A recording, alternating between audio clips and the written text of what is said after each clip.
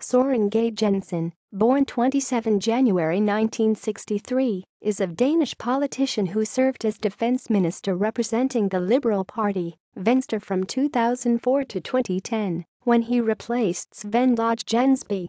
He has been a Liberal member of the Danish Parliament since 2001. Before entering politics, he was a military officer and businessman.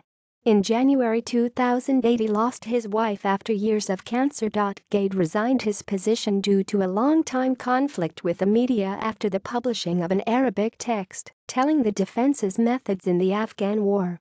Awards and decorations. References. Sources. Gade, Søren. Full contingent. Retrieved on 2008 02-20. External links. Media related to Søren Gade at Wikimedia Commons.